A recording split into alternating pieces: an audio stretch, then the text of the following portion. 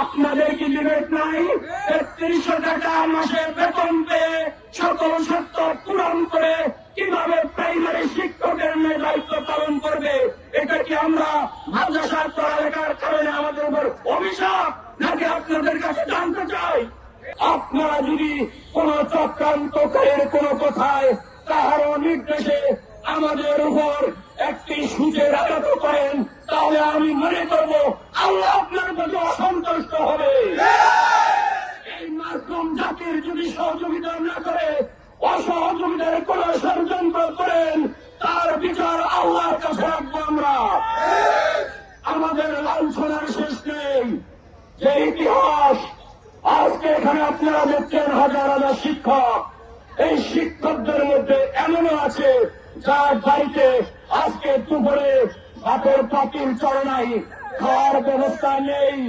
এই একটেদায়ী মাদ্রাসার চাকরি করে বাপ দাদার কালের সম্পদ ছিল, তাও বিক্রি করে বিভিন্ন রিপোর্ট আপডে বিভিন্ন সময়ে এর পিছনে ব্যয় করেছে, আন্দোলনের পিছনে ব্যয় করেছে, আজ অসহায় হয়ে পড়েছে। জানেন কে? আপনারা জানেন না। আমার ভাইয়েরা, আমি আপনাদের সহযোগিতা এজন্য চাইব যে বাংলাদেশে মনে হয় আমাদের থেকে লাঞ্ছিত, আমাদের থেকে বঞ্চিত কেউ আছে কিনা আমার মনে হয় না। কেউ ভাইরা আমার, আজকে যদি একটি কাজের লোক নেই, যদি একটি কাজের লোক নেই, ৮টা ৯টা থেকে আসে, একটায় বিদে হয়ে যায়, ৮০০ থেকে ১,০০০ টাকা নিয়ে যায়, ঠিক কিনা? বলেন না কেন তোমাকে? কিন্তু আমাদেরকে একটা কথা বলে অনেক জায়গায় গেলে যে আপনাদের তো কিছু হলে দেয়। কিছু কি? আমাদের ১০,০০০ প্রতিষ্ঠানের মধ্যে মাত্র ১৫১৯টি প্রতিষ্ঠানে এই তাও কিছু শিক্ষক পায় না, বাকি শিক্ষকরা মাত্র প্রধান শিক্ষক পাচ্ছে ৩৫০০ টাকা, আর সহকারী শিক্ষক পাচ্ছে ৩৩০০ টাকা, শুধু ১৫টি ১৯টি মাদ্রাসার।